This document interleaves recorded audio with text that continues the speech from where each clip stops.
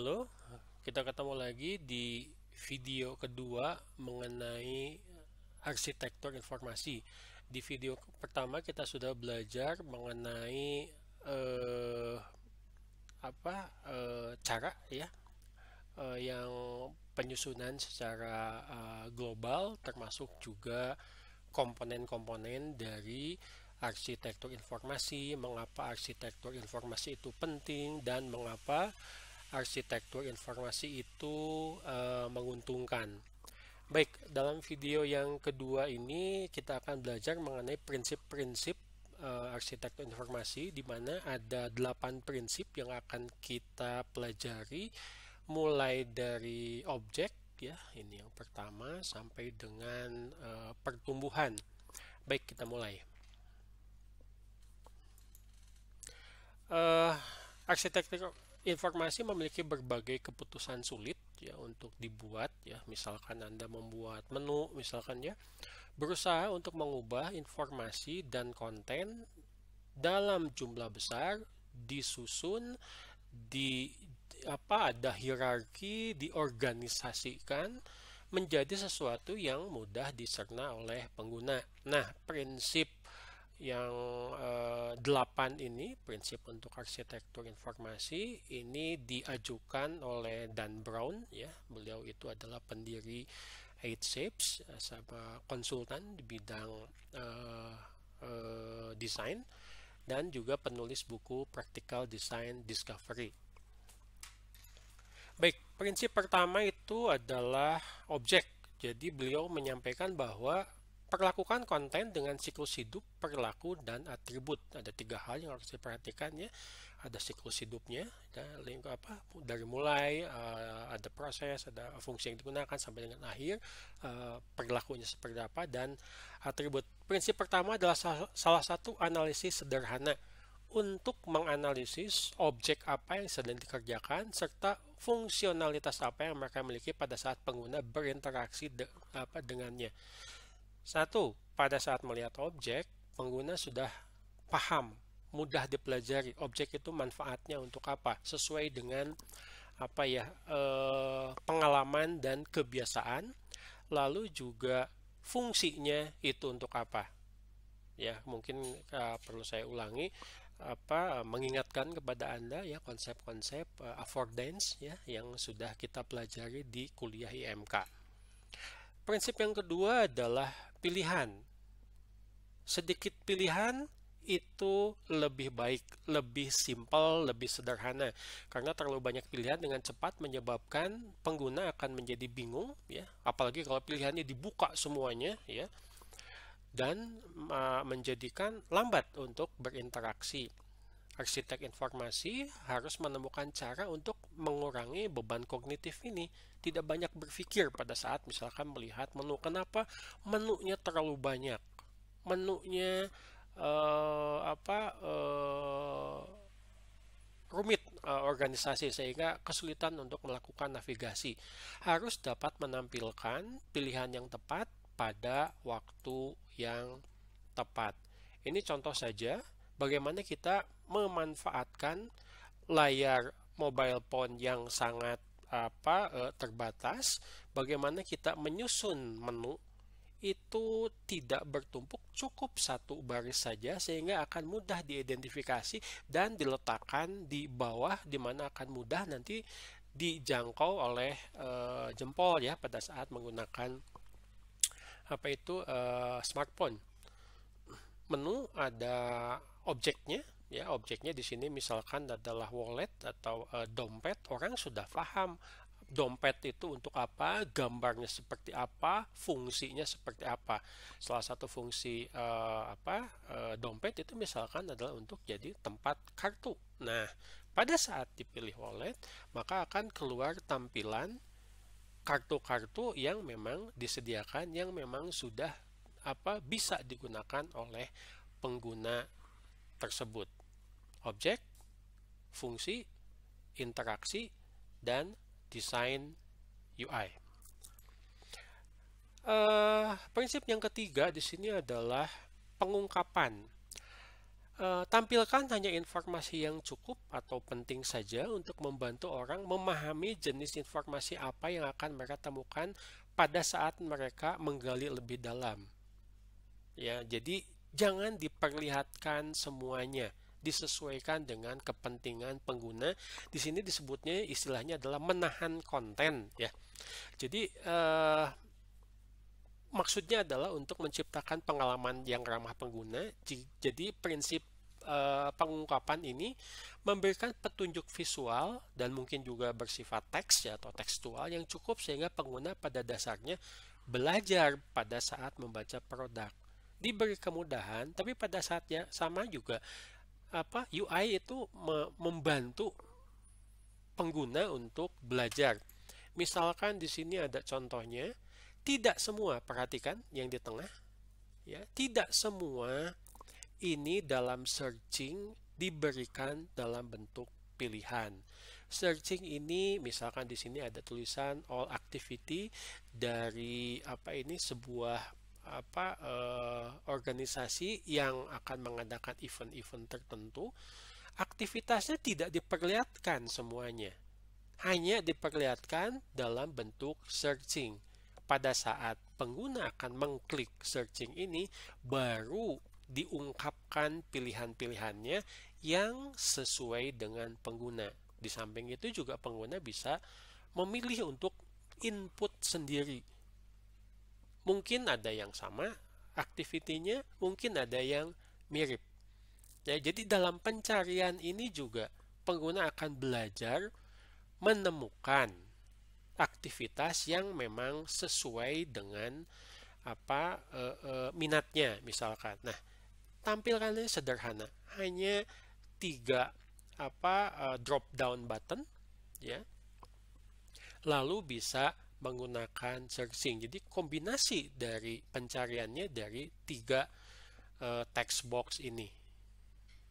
Seakan-akan hanya text box, tapi pada saat diklik ternyata itu adalah drop down button, bisa ke bawah ada pilihan-pilihan yang bisa dipelajari oleh pengguna. Prinsip yang keempat adalah memberi contoh. Ya, secara sederhana saja, orang akan lebih mudah belajar jika diberi contoh.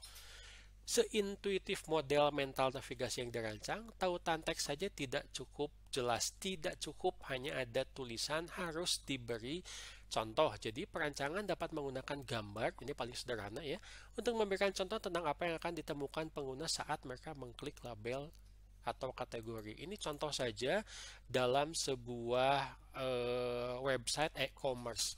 Perhatikan ya, tidak cukup hanya tulisan, tetapi juga diberikan gambar.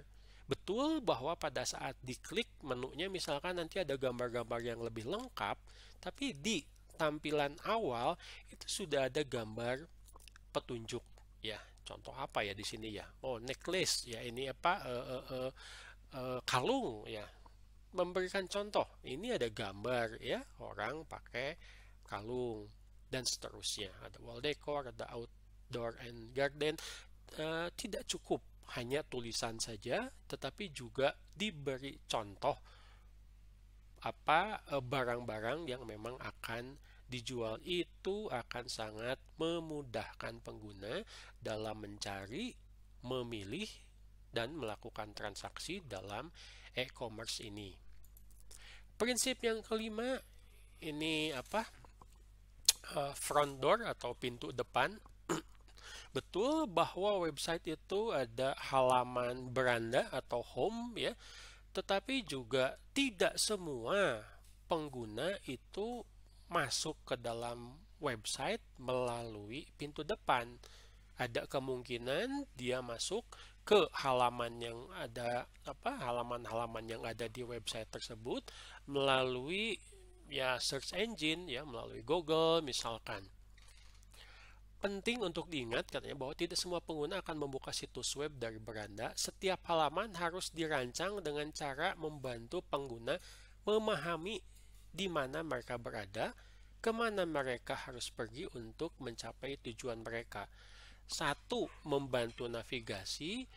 2. Konsistensi dari detail perancangan mulai dari beranda termasuk juga ke halaman-halaman di dalamnya.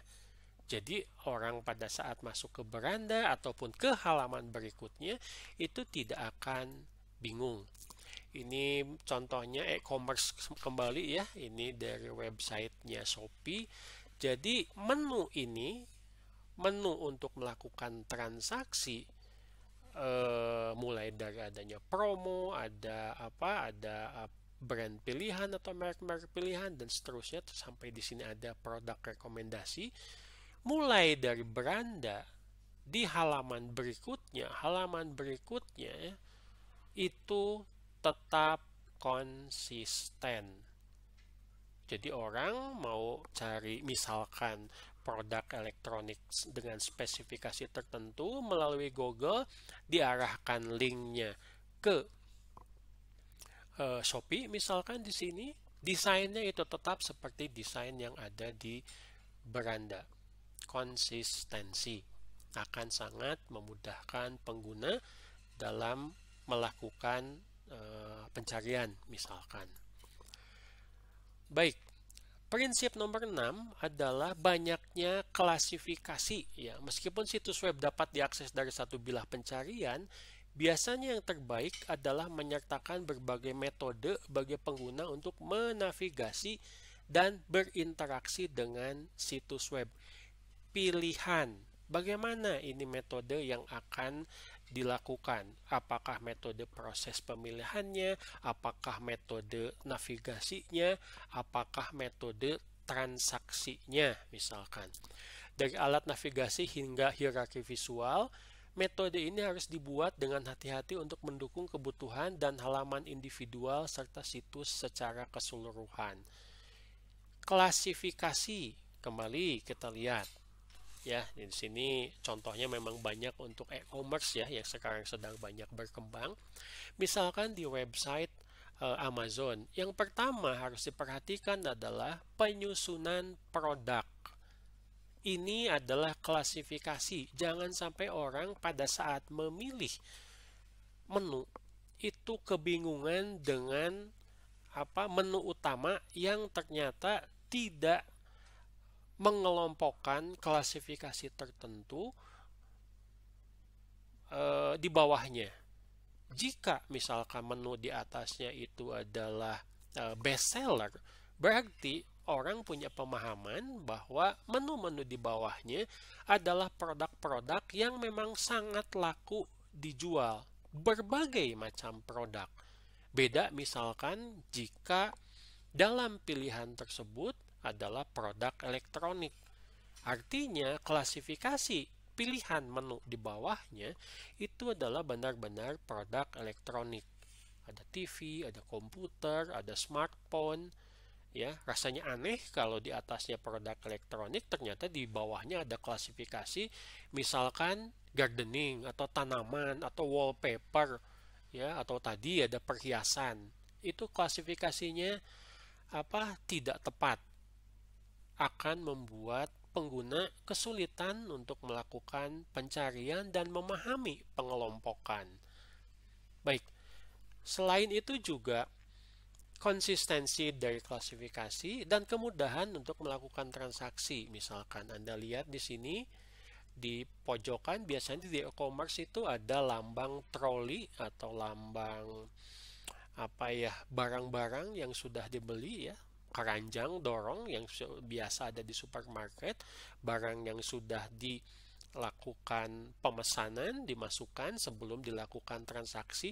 Setiap halaman konsisten ada fungsi trolinya atau cart atau keranjang, ada jumlah barangnya, ya ada lambangnya, ada objeknya dan bisa diakses dengan mudah. Mungkin akan menambah, mungkin akan membatalkan, ya atau mungkin akan melakukan transaksi. Jadi tadi prinsip sebelumnya untuk konsistensi ini juga akan mendukung prinsip klasifikasi. Jangan sampai melakukan kesalahan dalam klasifikasi. Prinsip nomor 7 adalah fokus navigasi. Logika navigasi harus tetap konsisten selama pengalaman produk. Konsisten. Jika dalam smartphone itu navigasinya adalah dari atas ke bawah, konsisten atas ke bawah. Jangan sampai nanti mungkin diperlukan ada yang dari kiri ke kanan, tetapi itu jangan berlebihan hanya untuk objek-objek tertentu. Itu juga jangan terlalu kompleks. Navigasi sudah diarahkan misalkan dari atas ke bawah, ya sudah pakai atas ke bawah. Itu juga jangan terlalu panjang. Artinya apa? Page down-nya itu sampai berkali-kali, sampai panjang sekali halamannya. Itu tidak akan membantu. Nah, contohnya jika memiliki menu drop down di bawah toko, item submenu harus tetap fokus pada kategori berbasis produk yang diharapkan pengguna untuk dilihat. Produknya apa? Menu di bawahnya sesuai dengan produk. Ini fokus navigasi.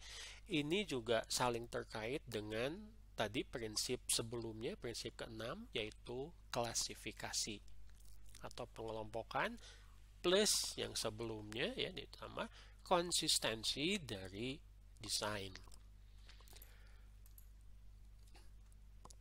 Kita bisa melihat di contoh Squarespace, ini websitenya, bahwa yang namanya menu itu sangat sederhana.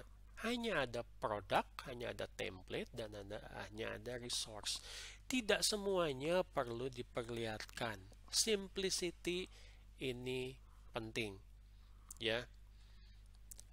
Kalau memang perlu bantuan, memang perlu dukungan bagaimana memanfaatkan atau mungkin juga informasi-informasi yang ditampilkan, bisa memilih misalkan tombol get started. Tapi tombol ini dipisahkan dari menu karena tidak setiap orang membutuhkannya.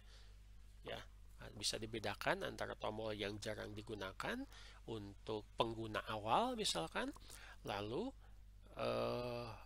dirancang tetap nanti struktur arsitektur informasi untuk menunya dengan sangat sederhana. Dan prinsip yang terakhir, yang ke-8 itu adalah growth ya, atau pertumbuhan. Jadi Anda sebagai seorang desain khususnya untuk arsitektur informasi harus mengantisipasi apakah menu yang dirancang misalkan ya termasuk juga navigasi dan interaksinya ini akan berubah sesuai dengan kebutuhan. Kebutuhan di sini bisa diterjemahkan dengan kepentingan bisnis. Misalkan, apakah menu produk yang ditampilkan di dalam e-commerce ini akan bertambah? Ini akan membutuhkan submenu baru. Produk akan tumbuh dan berubah seiring waktu. Penting untuk membuat struktur yang dapat diskalakan untuk konten website. Mana produk yang menjadi jualan utama dan mana produk yang bisa ditambahkan yang tidak perlu membuat menu. Bahkan menunya mungkin bisa disembunyikan. Tidak perlu semuanya ditampilkan. Memilih kategori dengan cermat dan menyeimbangkan antara terlalu umum dan terlalu spesifik dengan label dan gambar.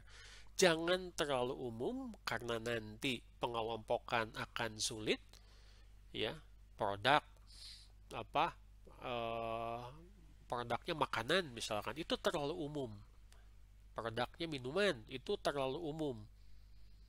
Mungkin nanti bisa dipisahkan, spesifik minumannya apa, spesifik makanannya apa, snack misalkan atau mungkin dan lain-lain.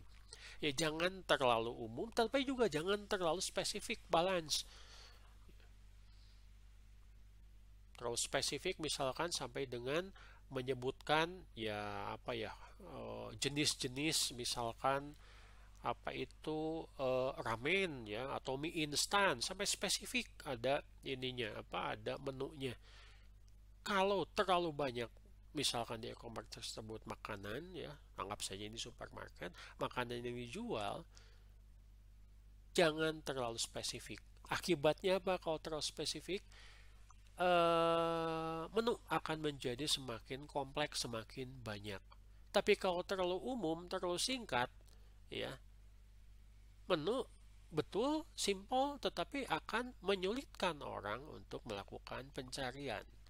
Ingat, ada batasan layar, manfaatkan itu, ya, tetapi juga tetap kita mengacu kepada simplicity dengan tetap mengandalkan kemudahan untuk melakukan pencarian. Oke, jadi itu 8 prinsip ya dari Dan Brown,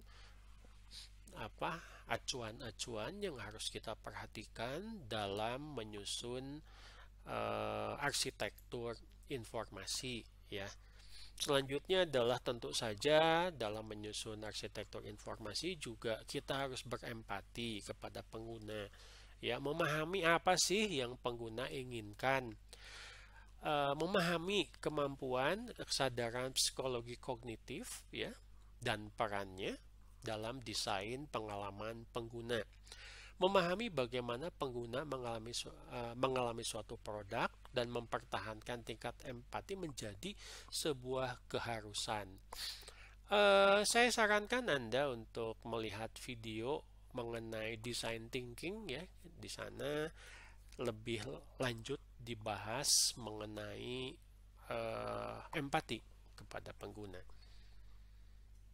Kalau menurut Nielsen ya, salah satu prinsip dalam desain itu user not you ya. User itu bukan Anda.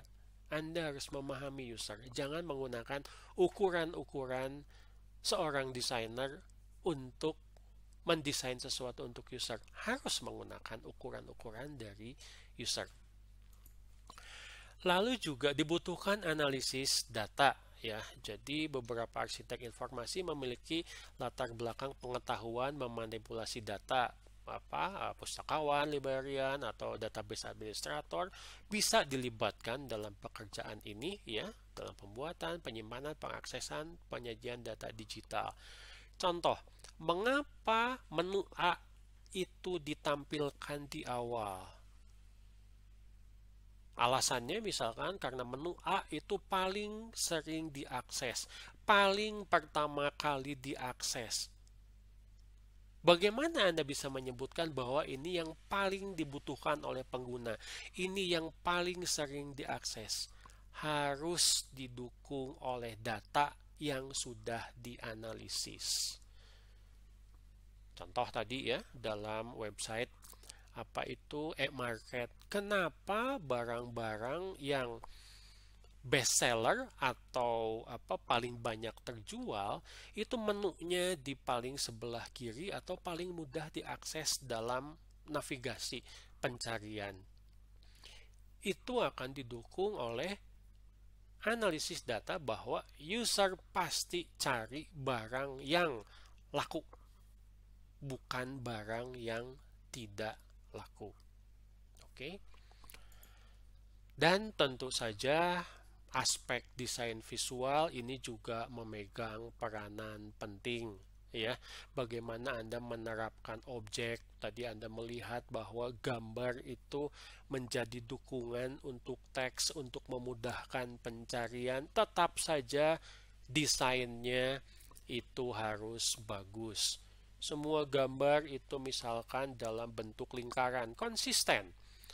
Ya, jadi proses desain UX membahas aliran dan fungsionalitas pengguna, tetapi memiliki pemahaman mendasar tentang desain visual dan UI. Jadi aspek estetika di sini tentu saja akan membantu arsitektur informasi, misalkan dalam menyusun menu, dan memberikan solusi yang difikirkan dengan matang, dirancang dengan baik, dan tentu saja juga diimplementasikan dengan baik. Ya, jadi kita sudah belajar mengenai 8 prinsip ya, mulai dari objek sampai dengan pengembangan ya. Bagaimana Anda memikirkan nanti untuk perkembangan dari arsitektur informasi, Tetapi tetap itu pengambil keputusannya harus didukung oleh estetika dari user interface, harus data, dan harus empati, harus memperhatikan kebutuhan dari pengguna. Oke, jadi saya harap dari 2 video mengenai arsitektur informasi Anda bisa memahami ya apa itu arsitektur informasi, ya, pentingnya arsitektur informasi, langkah-langkah secara global ya, lalu juga prinsip-prinsip serta dukungan untuk mendukung prinsip-prinsip arsitektur informasi sehingga kalau tadi saya banyak memberikan contoh misalkan website e-commerce, ini aspek user experience-nya bisa menjadi semakin baik. Oke, cukup untuk video ini. Saya harap Anda punya pemahaman yang lebih baik. Seperti biasa, materi bisa diakses di blog. Oke, terima kasih.